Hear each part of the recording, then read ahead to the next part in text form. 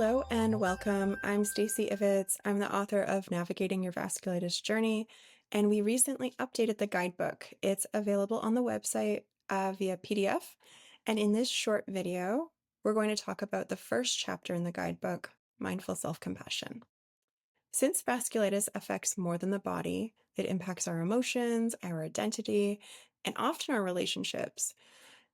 It is important to take care of ourselves so that we can show up in these aspects of life.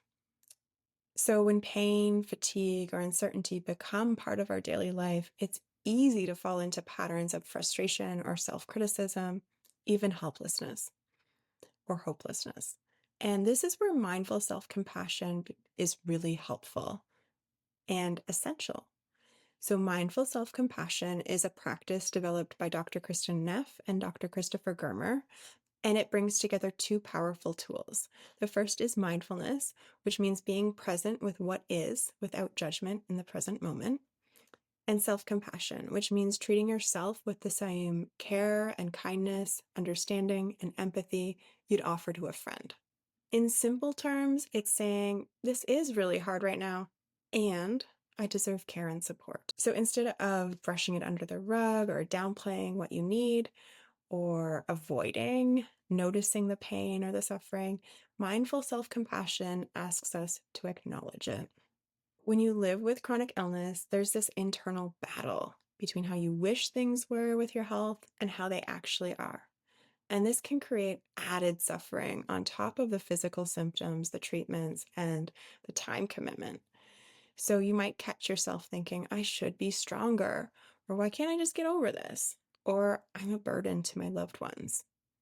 These thoughts are adding pain to an already painful experience.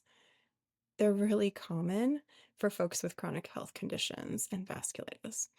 So mindful self-compassion helps us to notice that inner critic voice, to pause, and then respond with care instead of judgment.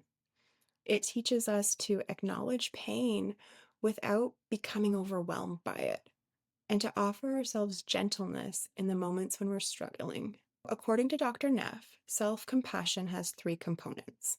There's the mindfulness that we talked about a minute ago, so that recognizing suffering in the moment, and instead of ignoring it or getting swept away by it, labeling it. There's the common humanity, so remembering that pain, imperfection, it's part of being human, so you're not alone in this. And thirdly, self-kindness, responding to yourself with warmth, gentleness, and care, rather than harsh criticism. Together, these elements form a solid foundation of emotional resilience. What would this look like in a real day? Say you wake up and you're overwhelmed by fatigue, you're too exhausted to do what you had planned. Instead of judging yourself, you can take a moment to pause, mindfully scan your body, your thoughts and emotions, and then notice this is a moment of suffering. Others have felt this way sometimes too.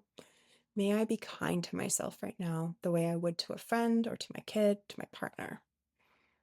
This short practice doesn't make the pain go away. It reduces the internal struggle around the pain or the fatigue. It shifts your response, your inner response, from resistance to gentle care. This is the tender aspect of self-compassion.